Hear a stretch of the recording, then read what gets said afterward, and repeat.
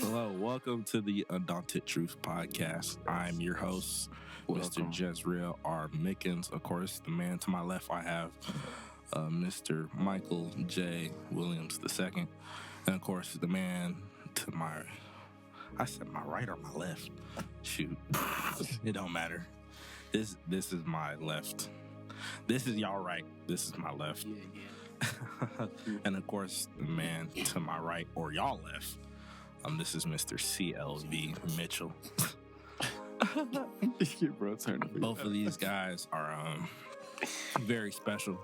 They are part of my family, and they're great people in their own rights. We have started the Undaunted Truth Podcast to just spread the truth of Christ, and also spreading our own truth in our walk through trying to be more Christ-like.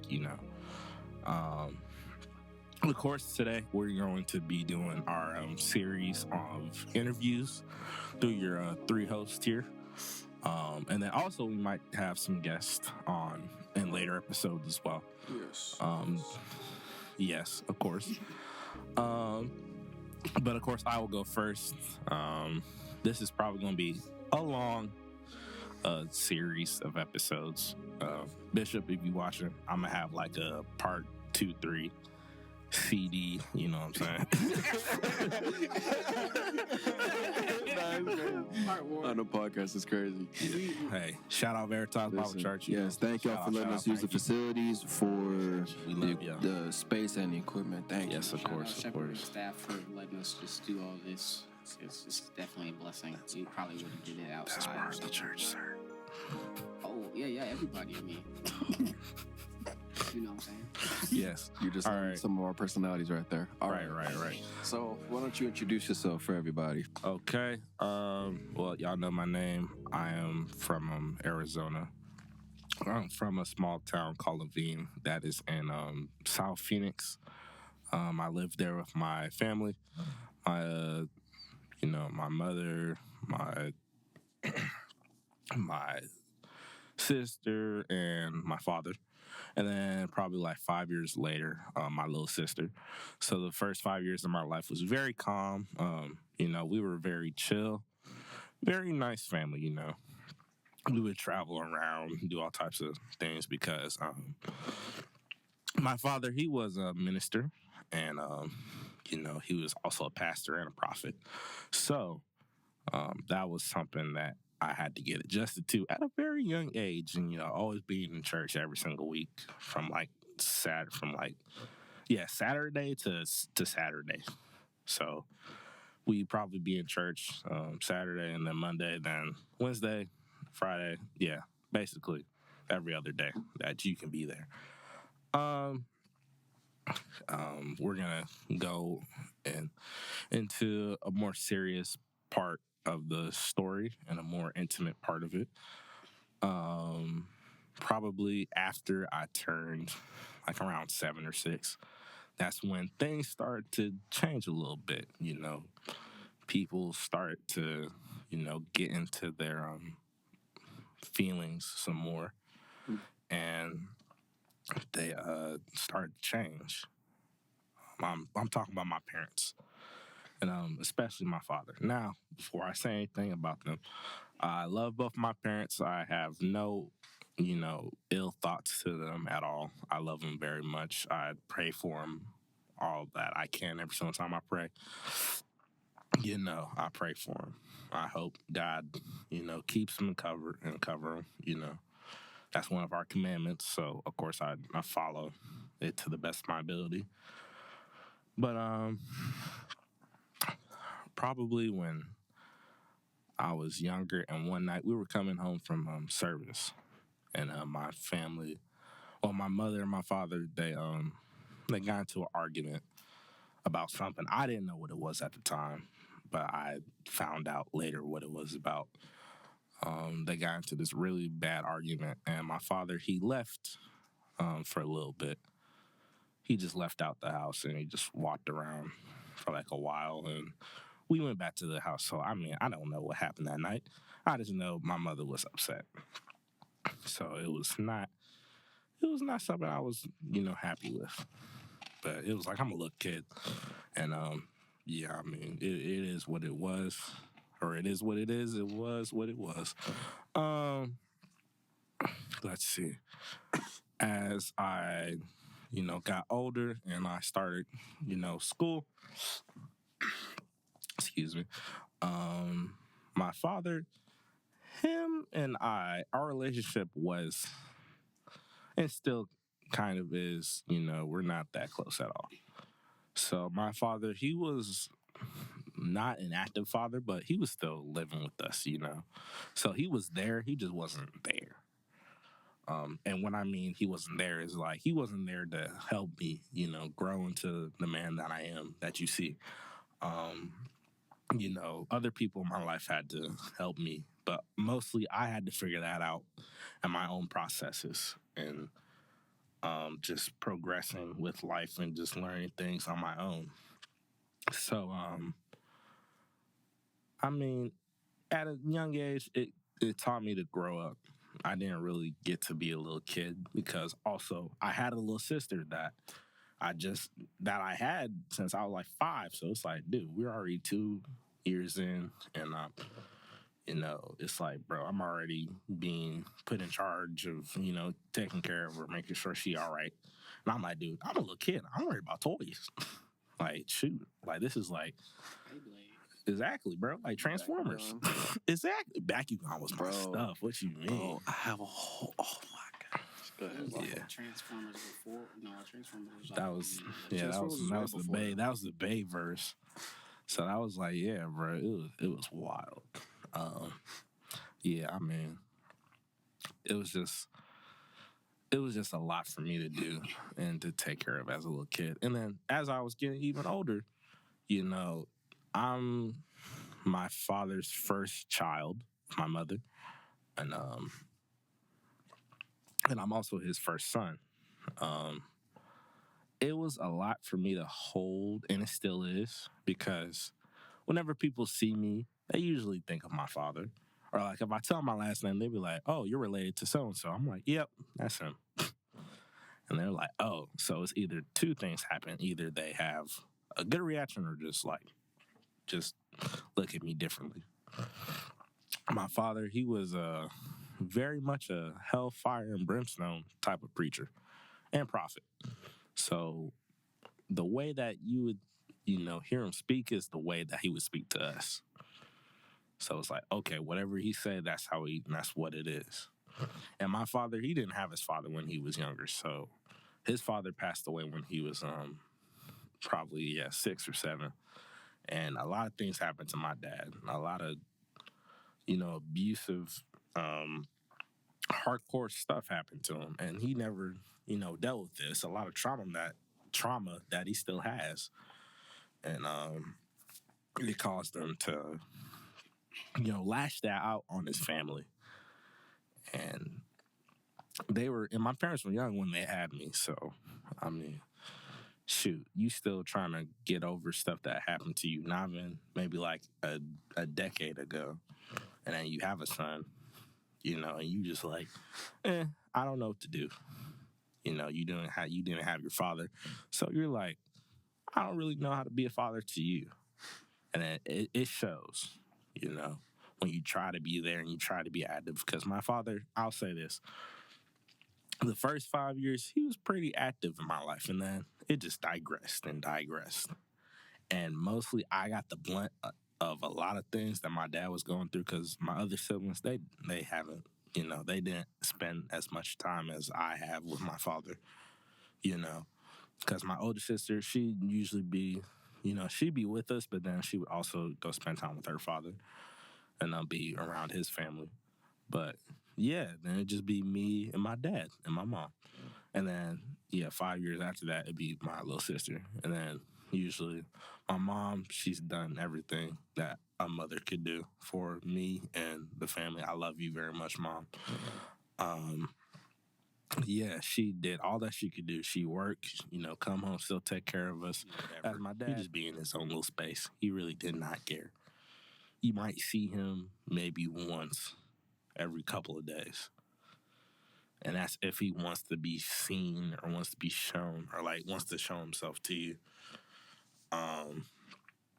And how my dad ran the house, I guess, was in a very militant mindset.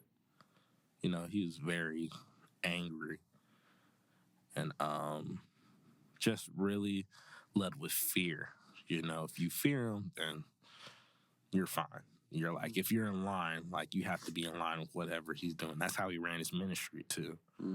So it was, you know, it wasn't anything right with that. But also, I mean, that's just the way that, you know, we survived. That's the way that we came up.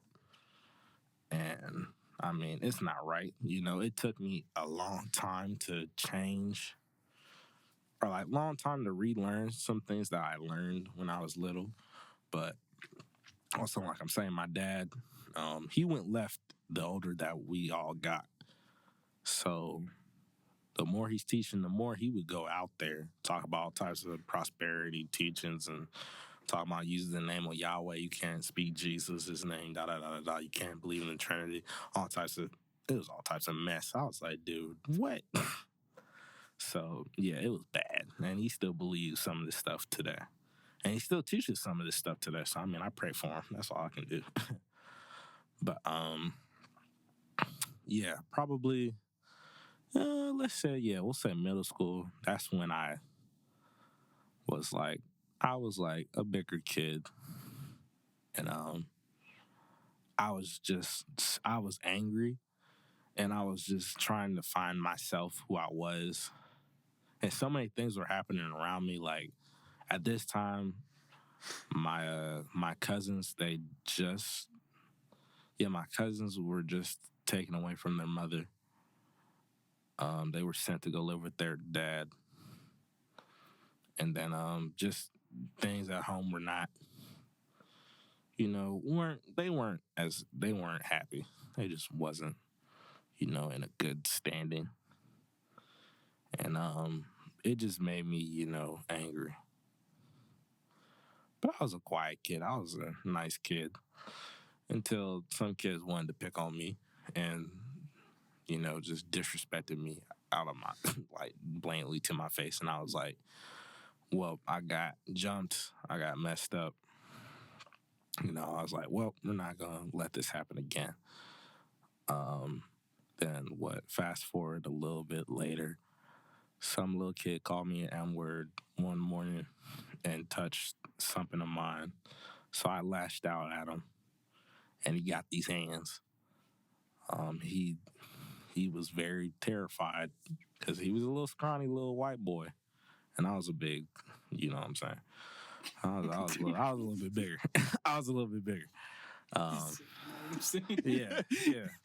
So when I went, right, you see the color.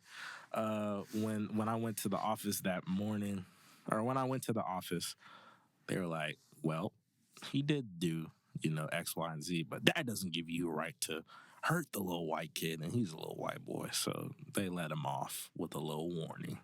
Me, I got suspended for 3 days, bro. And luckily, it was on a Friday, so I was chilling. They're like, you just come back to school on Monday, you'll be fine.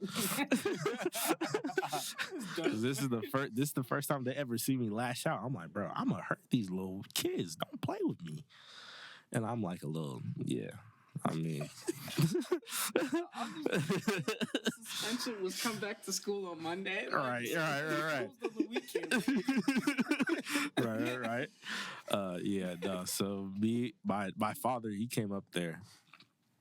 Me and him spent the whole day together, and that was like maybe one of the times that, you know, my dad, he was there for me. That's like the only time he was really there, because he was like, I understand why you did, you know, what you did. He wasn't upset.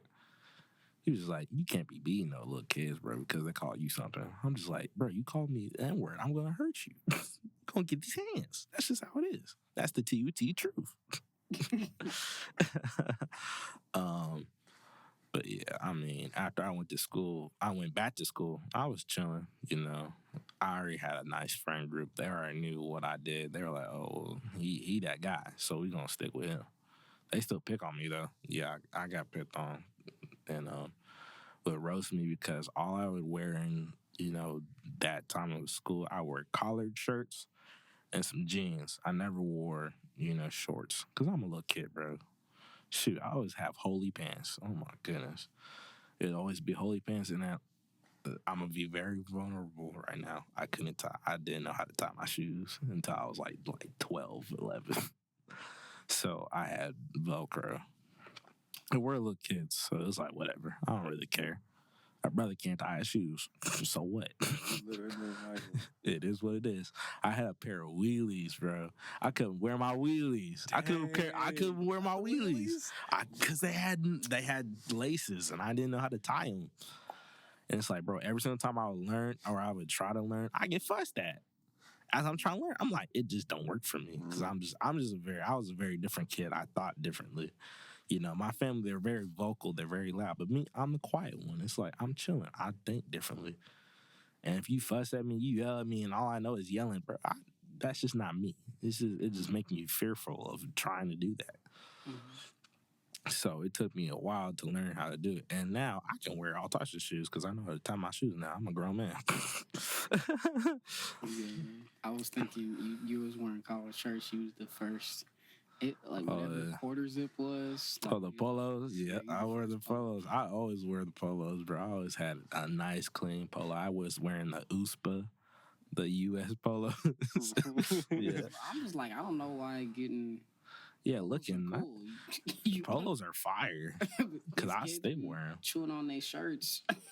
got like the hole. For real, dude. They have holes. They're what? Yeah, the bad kids. Right. They be bad kids, bro. Collar, then for real, bro. Be having a wet collar.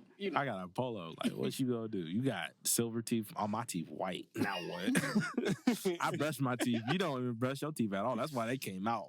Ooh. What about that? That's the T. That is the TUT truth. That's just the facts. But no, those kids didn't even mess with me. That's how bad I was, like, bro. And it wasn't like a bad. Like, they just knew, don't mess with that guy because he'll mess you up. And I was a big kid, so it was like, dude, you're not gonna mess with him. I'm like, yeah, exactly. That's how it is. You call me something, I'm gonna call you something back. So that's what I thought, because ain't nobody tell me anything different.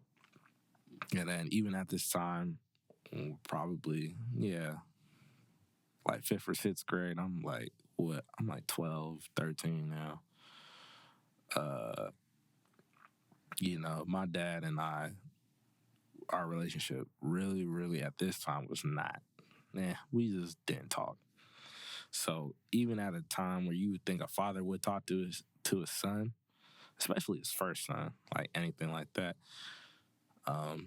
he strayed away from it because he never had that in his life. And I was like, well, whatever. It's like, I'll figure it out. And I figured it out the hard way. So there was this girl that I liked in school. I'm not going to say her name. It doesn't matter. I mean, if she sees this, you remember me. It's whatever. We were cool. And we were homies.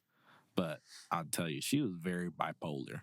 Like, one day we'll be homies, and the next day she want to rip my head off. I'm like, dang, why you feel like that? And she a little Hispanic girl. I was that.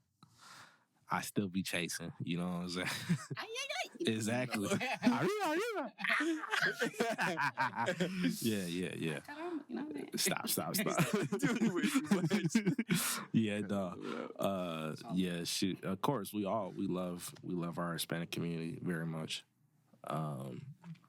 We love all the people of the earth. God loves you. We love you as well. But yeah, she caught my eye just because that's like the first girl. I was like, yeah, I like you. You all right.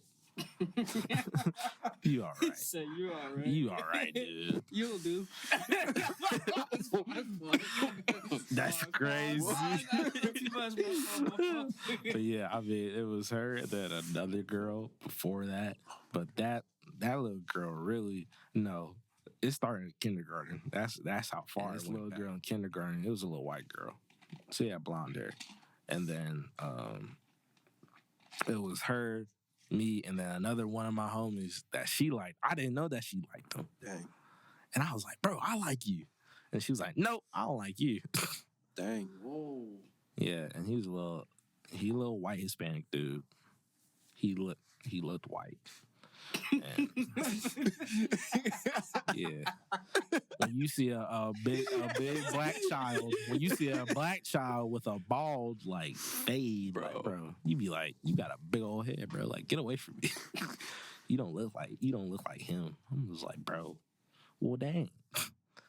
And I mean, the teachers, they thought I was a little challenged, which I was not. It just, I didn't have nobody teach me a lot of, stuff like that. I didn't do a lot of practice. We literally just did that in school because everything I knew was church. So like, you just go to church, you'll be fine.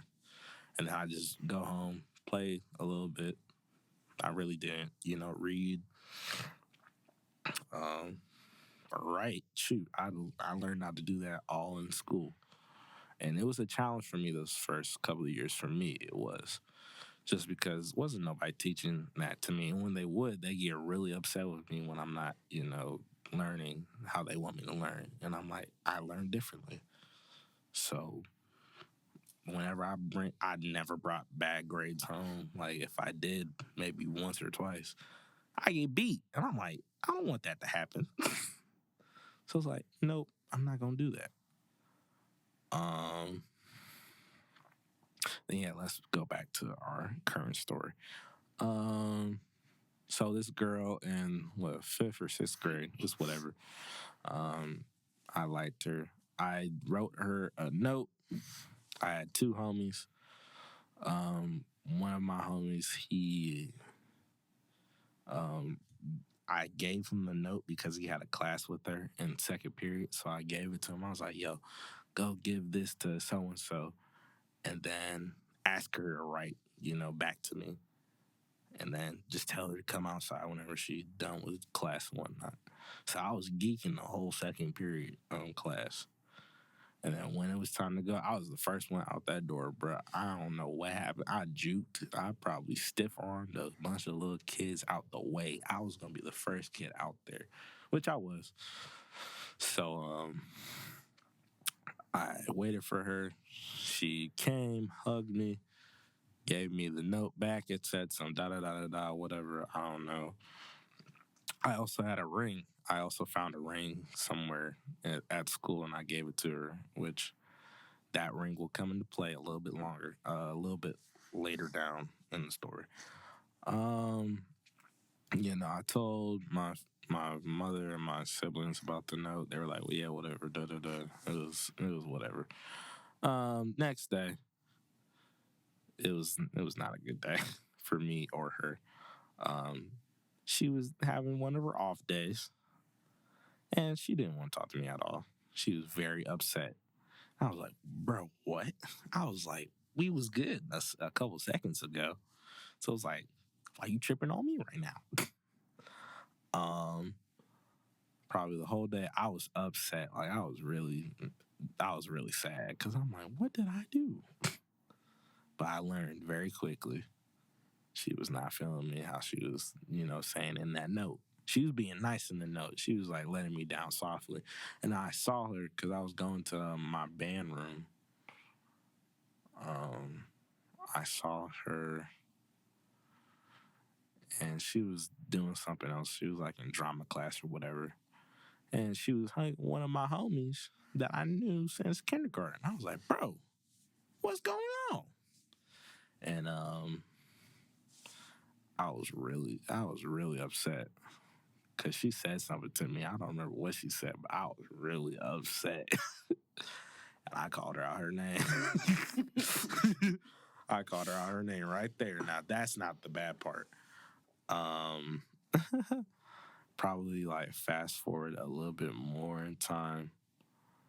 We, maybe like a few months after that, like maybe 2 months or maybe a month after that, one of her friends, he a little scrawny little white boy. His name's Aiden. Aiden decided to come up to me after school because we're in an after school program. and socked me right in my face, right in my eye. Gave me a nice little, you know, nice little blackie. Now, what happened was I didn't move. His little arm went doop. I didn't move at all. Now, my friends that were there with me, they saw how angry I got. One of them got in front of me. The other one was holding me back because I was about to hurt that little boy. That boy was not going to see. He was going to see God that day. I'm just gonna say it like that. He was gonna see Jesus that day. Become a believer. Exactly. Oh, he was. I was gonna help him. Oh yeah, I was. He was gonna get all these holy hands. But somebody came out the office. One of our counselors came out the office and was like, "Hey, what's wrong with y'all?" And this is a counselor I knew since I was a little boy going to this after school program. So, I had respect for her. I wasn't gonna do anything crazy or goofy. But I went inside of the office. Then I got fussed at for calling a little girl out her name and this and that, da-da-da-da-da. And then I went, oh, yeah, I was really in trouble that day. And we had church that night. So my mom, she gave it to me on the way home, bro. She was, and I was wrong. I was wrong for doing it. I know I was. Because I was like, first of all, only reason I knew I was wrong because I was upset. I got in trouble. I was like, this little boy hit me in my eye. Y'all not going to do nothing about that? Like, fine, whatever. It is what it is. Then, yeah, we went to church. Everything was decently okay. And when we got home from that service, it was like, come sit down in the kitchen. I was like, fine. Like, I heard what you did. I'm like, oh, yeah, my dad was there. My dad was like, I heard what you did. I was like, yeah, I did do it. I'm not going to sit here and lie to you. But he punched me in my eye. Don't you see my eye? And my eye was like, my black eye was forming on my eye. It was like a little bruise. So they were like, okay, well, you already got beat, so you're fine. Wow. For real, I promise you. And it was like right after service, bro. So I was like, I don't know if I was going to get beat or not when I got home. I was like, Wait, so they said they looked. So my dad saw it. So my mom, my dad saw it first. And my mom was like, oh, I didn't know that. And he was like, just don't do that again. And then gave me a little pat. He was like, don't do that. I was like, fine, whatever. I won't do that again. And then literally the whole time, the rest of the time with me and the girl, perfectly fine. Oh yeah, and then probably a little bit later, she had the ring in her hand, and she saw me walking past it, and then she threw it at my feet. And I was like, fine, whatever. I kept on walking. I was like, man, I don't care. I do not care right now. Like, shoot, she still was cooling with me and the homies. So it was like, okay, bye. You'll be fine. Bye. Go about your business. But yeah, there's a lot of things in that time of my life that were pretty fun and hilarious, and then also was not too fun and hilarious, but it's a lot of things. I could probably write a whole book about it, and it'll be a great book. But God blessed me to,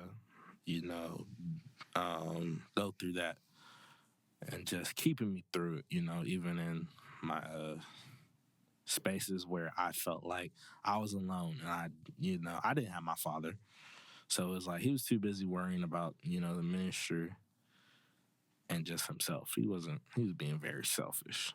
I'll say that. And still, I love my father. I really do. It's not anything to bash him. I love both of my parents. They did everything that they could. And to the best of their abilities, they did what they could.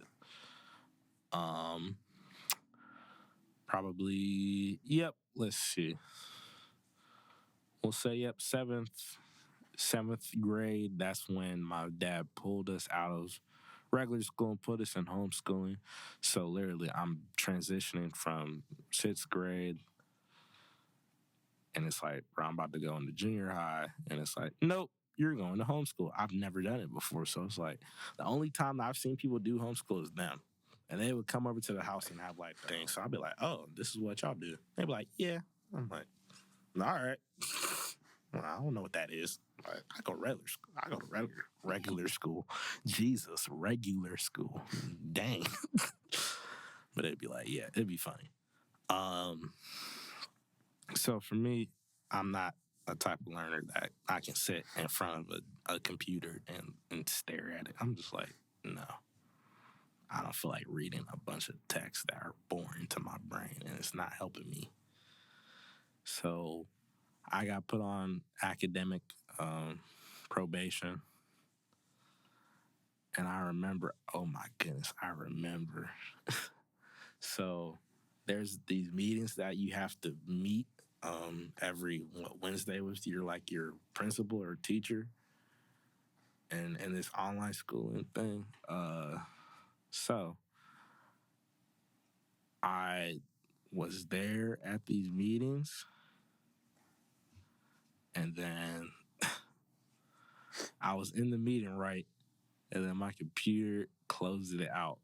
And you can't get back in the meetings once they start. And I'm like, oh, this is bad. And I was trying to text my teacher, my principal. I was like, I can't get back into there. And she's like, well, there's nothing I can do. So I was like, ooh. So it was really bad. That's so dumb. Now my dad didn't know. But my mom did know, because obviously the principal talked to her. And I was like, dude, why are you sitting here tripping? So she came home. I remember, bro. I was taking a shower because we were going to service that night. She literally opened up the shower, smacked me in my face. I'm like, what'd I do? Like, why weren't you in class? I was like, I was. And I was telling the truth. I was, Mom, I was. But she was like, no, this and that, da. I was like, all right. I was already upset about a lot of other things at that point in time in life. So I was like, whatever, I don't care. So we went to service. Everything was fine. So probably, the next morning, my dad came up in my room and was like, turn off all that stuff. Just turn off your TV, turn off your video games. You don't get that no more. You gonna be worried about school and that's it. I'm like, dude, I didn't do nothing wrong. I was doing what they asked me. I don't understand this homeschooling thing. So, even with that, I still didn't pay attention. I couldn't pay attention. It was not my thing. So literally, what I would do, I would put on this old Canada. Yes, I remember. It'd be this Canadian documentary that they would have us watch. I would put that on for like the whole time I'd be doing schoolwork, and then I'd be playing something else. So I was learning nothing, and they didn't care. Both my parents didn't care. They were like, "Whatever, you're fine." Wait, how does that work? Bro, so my mom, she would go to work. She'd go to work, right? My dad, he wouldn't check in, because this is at a point, like, I'm like 13, dude. So it's like my sister, my younger sister and I is 5 years apart. So I'm 13, then, yeah, she'd be like, what, 8? Yeah, 8. Yeah, my dad would just leave us there at the house. And he'll go do whatever he was doing and won't be back until probably later that night. Or just may not come back that day. He'd just be like, whatever. All right. You be chilling. So I'd be like, dude, I don't care what you do. Just leave me be. I don't care what you do. I'll tell my sister that. I said, I don't care what you do. As long as you breathing, you're fine. Do whatever you want. If you want to go to class, go to class. If you don't, I don't care. I'm not going to class. So really, the only time I would, check in is, the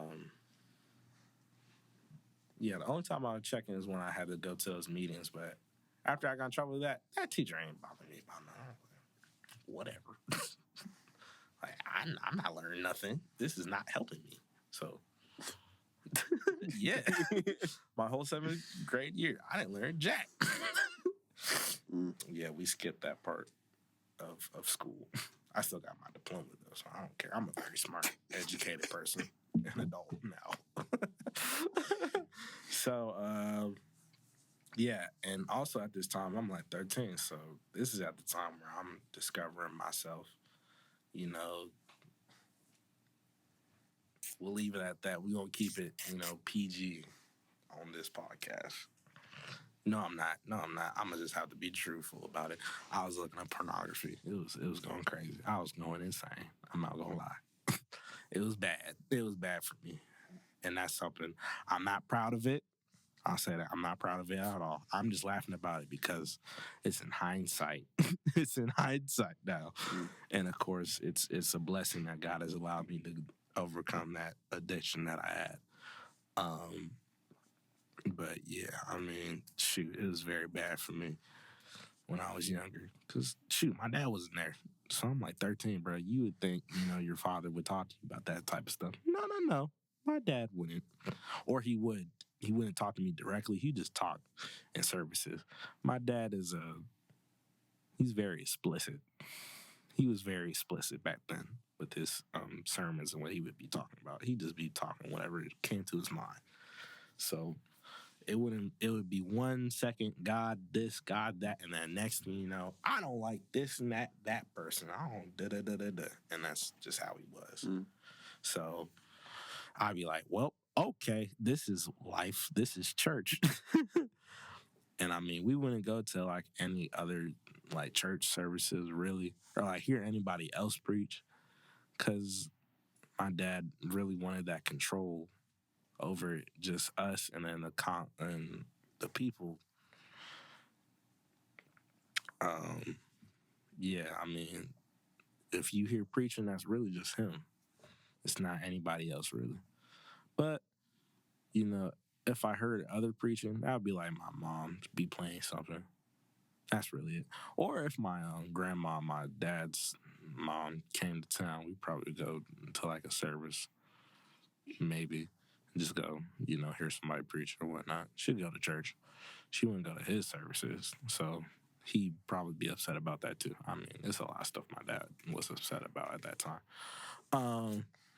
Then, yeah, fast forward a little bit after that point, in 2018, we moved out and we went to a house in Buckeye. Buckeye is a desert spot. It's really trash. Like, it's not a good place. I didn't like it. But now I think Buckeye, it probably is still, it's out west. It's going to Cali. It's probably a nice spot to be at, but I don't want to go back. So no. In that house, in that space we stayed there for a year. A lot of tensions rose and a lot of things happened that we are not proud of, that I'm not proud of, that things that I did and everybody else did. It took a lot of time for all of us to forgive each other and for people to forgive me for the things that I did. It was very hard out there for all of us because at this point, my parents were about to separate. Even though they never told me or my younger sister, my mother and my older sister talked about it, because at this point, yeah, she was like, me and my older sister are apart 6 years. So, yeah, I'm like 13. Yeah, she's 19. So, shoot.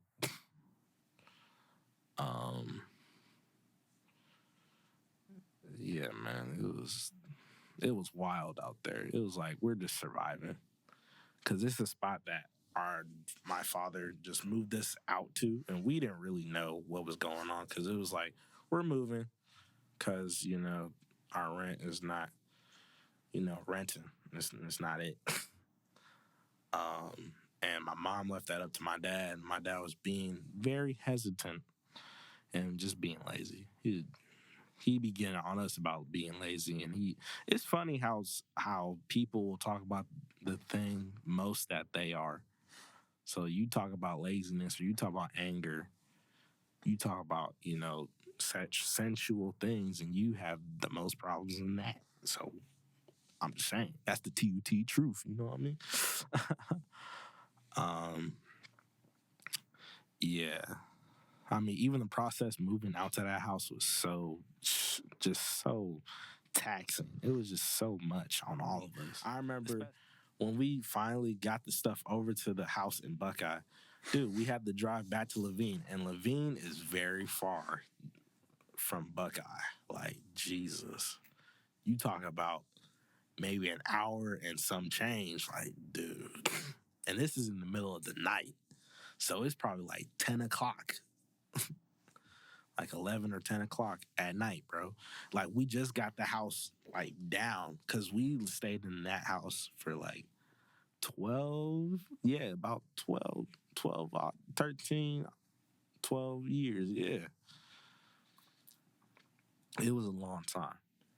And I had so many memories in that house, good and bad.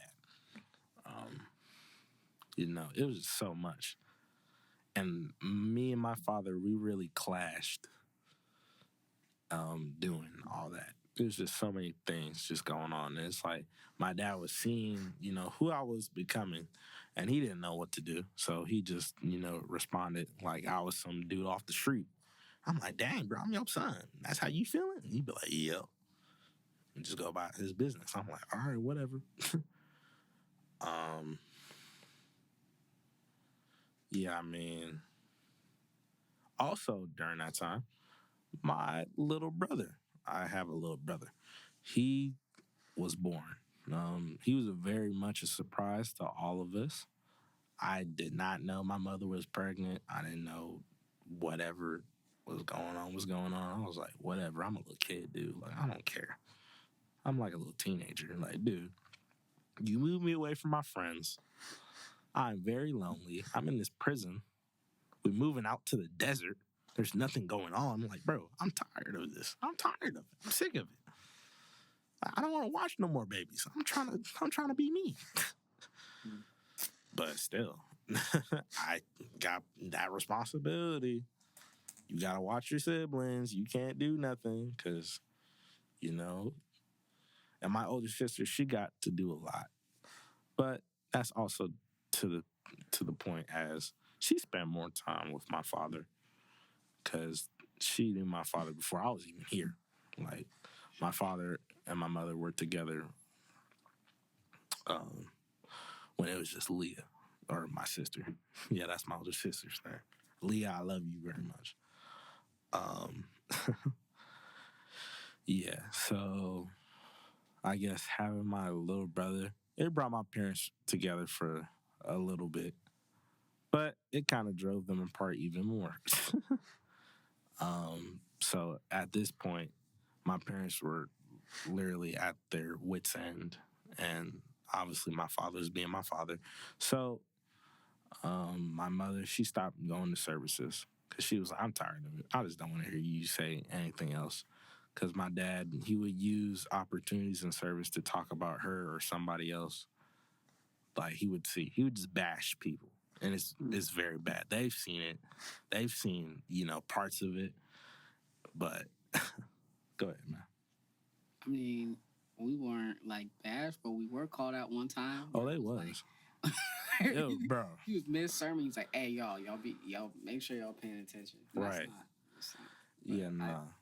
I know what you mean. Yeah. And my dad would do that all the time. Be like, "Is you paying attention?" Like, bro, you're yapping in circles. Nobody's listening to what you're saying. And I'm just sitting there like, bro, I'm tired. I just went to school. Like, I'm tired, bro. And you still gotta pay attention. Like, that's his main thing. If you're not paying attention, you get beat. I got beat with a big old stick. He had this rod because he was, oh my Jesus. By the time the rod was there, oh my Lord, it was bad.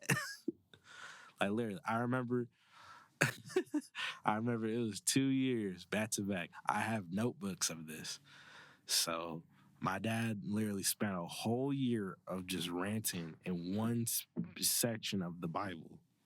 And he was just ranting. He wasn't even using the Bible. He was just ranting.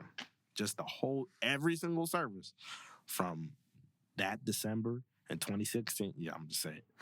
That December 2016, that whole year, he ranted about the same thing over and over and over and over. It gives me flashbacks. I hate it. I hated it. It was so bad. If I can ask, what was it? I don't even remember. He was just so angry about stuff. Like, that's how bad it was. Like, I don't remember what it even was. It was just, dude, literally, he spent a whole, like, two years just ranting about the same thing, and he would not shut up. Literally, the services would be, yes, I'll say it. No, the argument. No, it's not an argument because we would just sit there and listen, and then just write down something. Because he wouldn't say nothing that's like, oh yeah, I might need to think about it. No, you just need to write down stuff. Just have notebooks full of nothing. No, there's nothing like meaning to it. There's nothing that you can like learn from it. Nope, he's just talking, and you're just there to listen. Like you can't really do nothing with that. You can learn from that. Oh yeah, you can learn. Don't do that. That's what I learned. I'm like, don't. Control stuff. Exactly. Out on everybody. Yeah, exactly. He took his anger out on everyone, and he also had a drinking problem. Like he took whatever he was dealing with from that day, like that whole week. He was who he was dealing with too. Because hey, man, I mean, I'll leave that. That's not my story. That's not my story to tell. I mean, that's just the TUT truth. I can't. Yeah, no, that's some extra content, not from me though.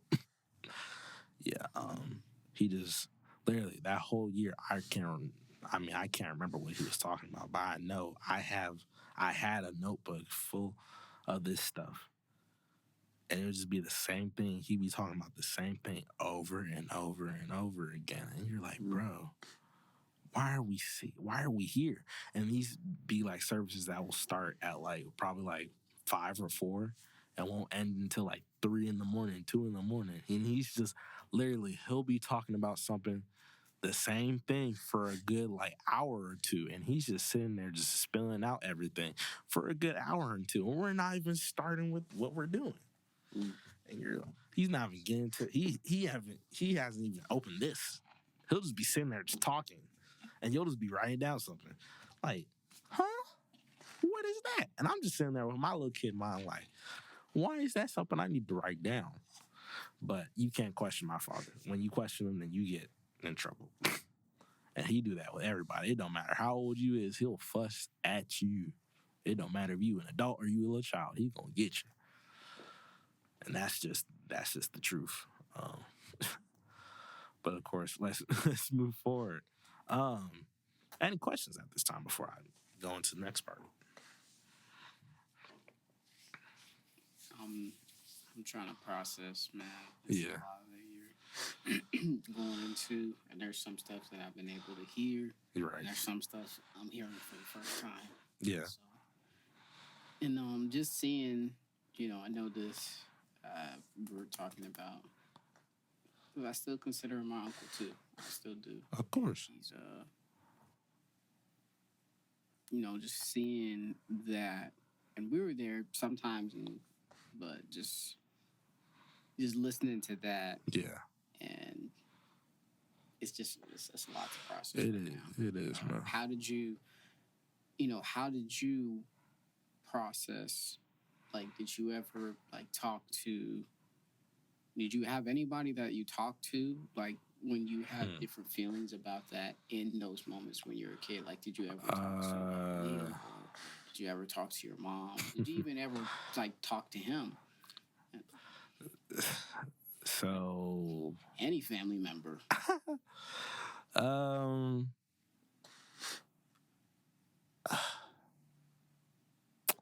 Yeah, I guess. Yeah, I mean... I asked questions, like, to my mother. I did. Me and Leah, we would just be in the services, because also at this time in Buckeye, literally, we would drive to the services, and then we still have to go back home. And, these services will be out in Phoenix, and we still got to go back home. And that's like a whole hour drive, and he wouldn't come with us. He would stay with whoever he was staying with. We wouldn't see this man probably like maybe till the next service. I don't know, whenever that service, bruh, it was some crazy mess. I'm gonna just say that. But I just remember us being over there and we did not want it. Dude, don't nobody want to be over there, bro. That was not an environment or a space that you would like to be over there. If they were there, oh my Lord, if y'all was there, y'all would have been having the whole fit. Y'all would have left the first 10 minutes. Maybe you might not even survive the first 5. That's, man. I'm just saying. No, yeah, because my parents did know your parents. I knew y'all for a little bit, but we never really. Yeah. It's crazy because I'll say this real quick. Like, your dad, he was, like, helping with teaching. Yeah. Like, my dad and your dad. But my dad didn't want to listen. So it was really just his dad. And we're going to get into that. Oh, yeah. So you know how I be telling you, how I told you, my dad has a thing with pride. That played in a part with your father. He's a very prideful man. And he doesn't like to be taught. I'll just say that. So, yeah. So I don't know all the ins and outs. You probably got to, ask Bishop. But, I mean, just me being here and me being in this space with y'all, it's prayers that he prayed, that are answered because I'm here. So... And just to clarify, I'm not saying that your dad or anything like that was a product of that, like where he was at. Oh, no. Y'all was not. Like it was like because like all of our families were connected. Like really intense. They were very much friends before any of us was a thought. Yes. Yeah. So yeah, I've heard so many different stories, and I'm just like, wow, I didn't even know that. I didn't even know half the stories I heard. I was like, oh, okay, shoot. And I'll say this from just like observation, and correct me if I'm wrong. I felt like, not to talk bad, it felt like Leah, we'll cut that. But it felt like your sister figured out the system, and stuck to it, and then would just back out when she wanted to back out. Because it's like she could do that because that wasn't her dad. Yeah. She had a choice. And then sometimes, Leah wouldn't want to be there either. Because I would just watch her and I would just be like, she's there. She's there, then she's not there. It's like clock in, clock out. Exactly. It's not rude. It was just no. It's not no rude. It's the truth, bro. Leah, we love you. I love you very much, but you know good and well. You know good and well what it is. I think I heard her say that too. She's like, and so it was like, there's.